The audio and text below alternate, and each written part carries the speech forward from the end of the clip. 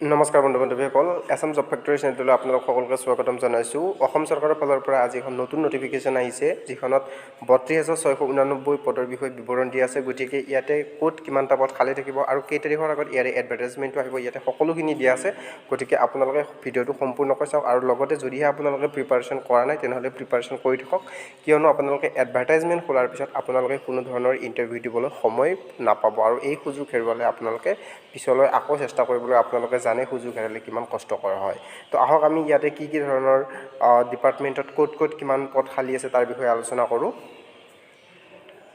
ইয়াতে চাওক বন্ধু বান্ধৱীসকল, ইয়াতে দিয়া আছে যে chief minister's office Assam fulfilling promises creating employment, যিটোত আপোনালোকৰ দিয়া আছে, যিটো ডিপাৰ্টমেণ্ট ৱাইজ দিয়া আছে। চাওক প্ৰথমতে হোম ডিপাৰ্টমেণ্ট, মানে যেতিয়া পুলিচত আছে কমাণ্ডো থাকিব, তাত ছাব ইনস্পেক্টৰ থাকিব, তাত সকলোখিনি থাকিব। গতিকে তাত 4,097টা পোষ্ট আহিব।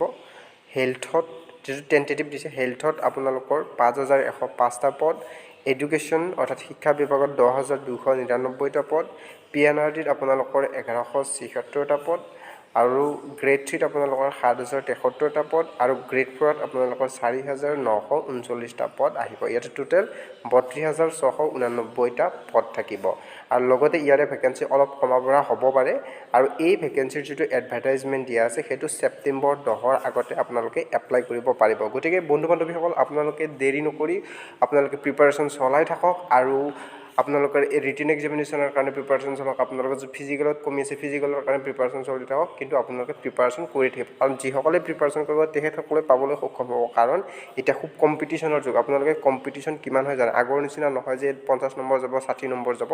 এতিয়া বহুত কম্পিটিশ্যন হয়, বহুত ল'ৰা ছোৱালীয়ে যিমানেই পঢ়িব, যিমানেই ভাল মাৰ্ক উঠাবলৈ সক্ষম হ'ব, সিমানে কম্পিটিশ্যনবিলাক বাঢ়ি গৈয়ে থাকে। সেইকাৰণে আপোনালোকে প্ৰেক্টিছ কৰক, প্ৰিপাৰেশ্যন কৰক আৰু এই সুযোগ আপোনালোকে নেহেৰুৱাওক। ধন্যবাদ। জয় আই অসম। যদিহে ভিডিঅ'টো চাই ভাল পালে তেনেহ'লে বন্ধুবৰ্গক শ্বেয়াৰ কৰি দিব, লগতে লাইক, কমেণ্ট আৰু ছাবস্ক্ৰাইব কৰি দিব। ধন্যবাদ।